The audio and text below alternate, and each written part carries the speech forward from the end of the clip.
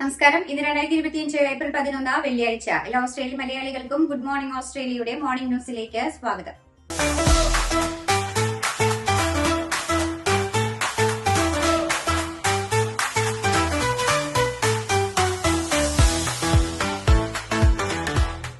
US തീരുവകൾക്കെതിരെ ഒരുമിച്ച് പ്രവർത്തിക്കുവാനുള്ള ബീജിംഗിന്റെ നിർദ്ദേശം നിരസിച്ച ഓസ്ട്രേലിയ പകരം തങ്ങളുടെ വ്യാപാരം വൈവിധ്യവൽക്കരിക്കുന്നത് തുടരുകയും ഏറ്റവും വലിയ വ്യാപാര പങ്കാളിയായ ചൈനയെ ആശ്രയിക്കുന്നത് കുറയ്ക്കുകയും ചെയ്യുമെന്ന് ഓസ്ട്രേലിയ വ്യക്തമാക്കി.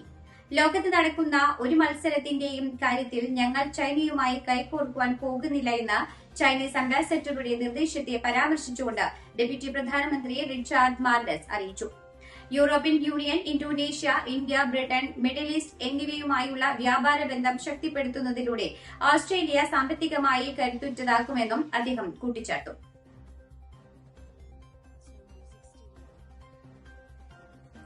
സാങ്കേതിക പിഴവ് മൂലം കഴിഞ്ഞ 5 വർഷത്തിനിടെ യാത്രാ പദ്ധതിയിൽ മാറ്റം വരുത്തി ഫീസ് വർദ്ധിപ്പിച്ചതിനെ തുടർന്ന് യാത്രക്കാർക്ക് റീഫണ്ട് വാഗ്ദാനം ചെയ്ത വെർജിൻ ഓസ്ട്രേലിയ 60,000-ലധികം യാത്രക്കാർക്കാണ് റീഫണ്ട് വാഗ്ദാനം ചെയ്യുന്നത്. 2020 ഏപ്രിൽ 21-നും ഈ വർഷം മാർച്ച് 31-നും ഇടയിൽ ബുക്കിംഗുകളിൽ മാറ്റങ്ങൾ വരുത്തുന്ന ഉപഭോക്താക്കളിൽ നിന്ന് തെറ്റായ ഫീസ് ഈടാക്കിയെങ്കിൽ അർഹരായ യാത്രക്കാരെ കണ്ടെത്തി റീഫണ്ടാക്കും. കമ്പനി അടുത്തിടെ ഈ പ്രശ്നം കണ്ടെത്തി ഒരു ആഭ്യന്തര അന്വേഷണം ആരംഭിച്ചതായി വെർജിൻ ഓസ്ട്രേലിയ വക്താവ് അറിയിച്ചു.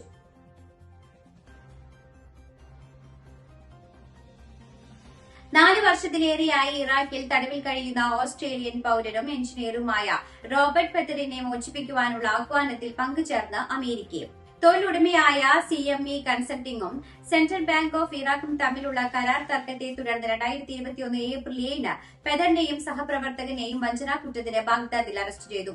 ആ വർഷം ഓഗസ്റ്റിൽ 5 വർഷവും $16 മില്യൺ പിഴയും വിധിച്ച് അദ്ദേഹത്തെ മുൻകൂട്ടി എഴുതിയ കുറ്റസമ്മതം ഒപ്പിടാൻ നിർബന്ധനാക്കുകയായിരുന്നുവെന്നാണ് ആരോപണം. പെതറിന്റെ മോചനത്തിനായുള്ള ഓസ്ട്രേലിയയുടെ ശ്രമത്തിലാണ് അമേരിക്കയും പങ്കുചേരുന്നത്.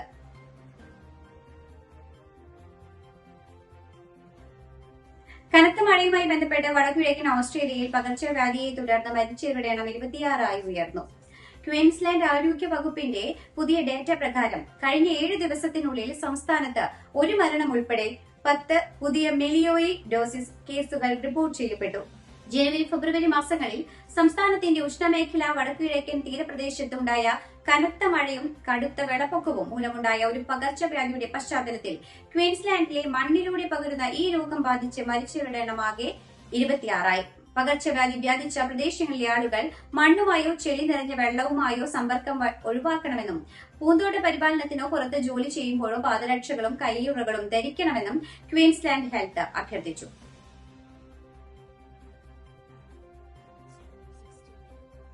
സിംഗപ്പൂരിലെ കുട്ടികളുടെ കുക്കിംഗ് സ്കൂളിലുണ്ടായ തീപിടുത്തത്തിൽ ഓസ്ട്രേലിയൻ വിദ്യാർത്ഥി മരിച്ച സംഭവത്തിൽ അധികൃതർ അന്വേഷണം ആരംഭിച്ചു.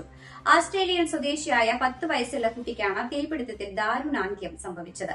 കുട്ടിയുടെ കുടുംബത്തിന് കോൺസുലർ സഹായം നൽകുമെന്ന വിദേശകാര്യ വാണിജ്യ വകുപ്പ് സ്ഥിരീകരിച്ചു. സംഭവത്തിൽ 20-ലധികം കുട്ടികൾക്ക് സാരമായ പരിക്കുകൾ ഏറ്റിട്ടുണ്ടെന്നാണ് റിപ്പോർട്ട്.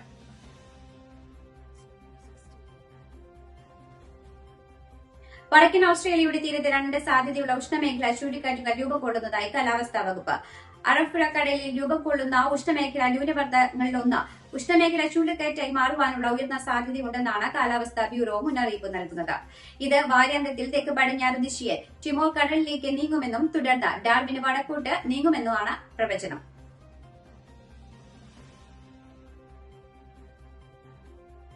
ക്വീൻസ്ലാൻഡിലെ സിറ്റി ഓഫ് മോർട്ടൺ ബേയിൽ പ്രവർത്തിക്കുന്ന പ്രവാസി മലയാളികളുടെ സംഘടനയായ association for Morton bay Malayalees അലയൻസിയുടെ ലോഗോ പ്രകാശനം ചെയ്തു. സിറ്റി കൌൺസിൽ ഹാളിൽ വെച്ച് നടന്ന ചടങ്ങിൽ സിറ്റി ഓഫ് മോർട്ടൺ ബേയുടെ മേയർ പീറ്റർ ഫ്ലാനറി അമ്മയുടെ പ്രസിഡന്റ് സ്വരാജ് സെബാസ്റ്റ്യൻ മാണിക്കത്തിന് ലോഗോ കൈമാറി.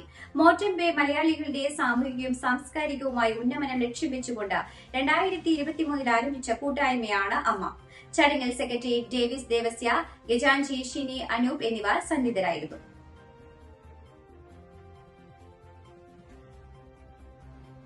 ഇന്ത്യൻ വനിതാ ഹോക്കി ടീം ഓസ്ട്രേലിയയിൽ ആവേശകരമായ പോരാട്ടത്തിന് ഒരുങ്ങുന്നു. ഏപ്രിൽ 26, 27 തീയതികളിൽ ഓസ്ട്രേലിയ എക്കെതിരായ മത്സരങ്ങളോടെയാണ് ഇന്ത്യയുടെ പര്യടനം ആരംഭിക്കുന്നത്.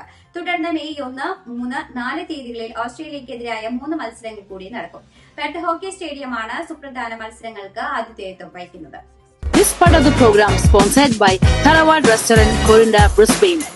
കൊതിയൂറും നല്ല നാടൻ ഭക്ഷണങ്ങളും മറ്റ് ഒതന്റിക് സൗത്ത് ഇന്ത്യൻ വിഭവങ്ങളും ഒരുക്കുന്ന ബ്രിസ്ബെയിനിലെ ഏറ്റവും മികച്ച റെസ്റ്റോറന്റ് തറവാട് റെസ്റ്റോറന്റ്.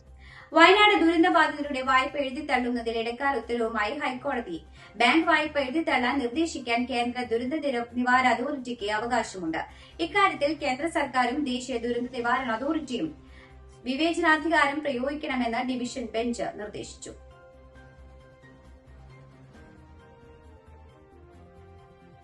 മുംബൈ ഭീകരാക്രമണ കേസ് സൂത്രധാരൻ ദഹാവൂർ റാണയെ അറസ്റ്റ് ചെയ്ത് NIA. ദില്ലി വിമാനത്താവളത്തിൽ വെച്ചാണ് NIA റാണയുടെ അറസ്റ്റ് രേഖപ്പെടുത്തിയത്. റാണയുടെ ചിത്രം NIA പുറത്തുവിട്ടു. ദില്ലി ഫലം വ്യോമസേന താവളത്തിലാണ് ദഹാവൂർ റാണയുമായുള്ള വിമാനം ലാൻഡ് ചെയ്തത്.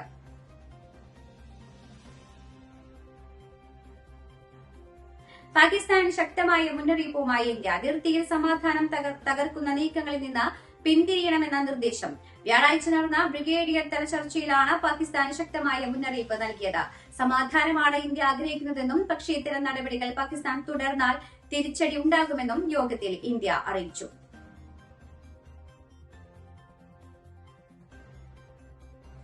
വയനാട് പൂക്കോട് വെറ്റിനറി കോളേജിലെ 2ാം വർഷ വിദ്യാർത്ഥി സിദ്ധാർത്ഥന്റെ മരണത്തിൽ പ്രതികളായ 19 വിദ്യാർത്ഥികളെ കേരള വെറ്റിനറി സർവകലാശാല പുറത്താക്കി. ഹൈക്കോടതിയിലാണ് വിദ്യാർത്ഥികൾക്കെതിരായ നടപടികളെക്കുറിച്ച് വെറ്റിനറി സർവകലാശാല അറിയിച്ചത്.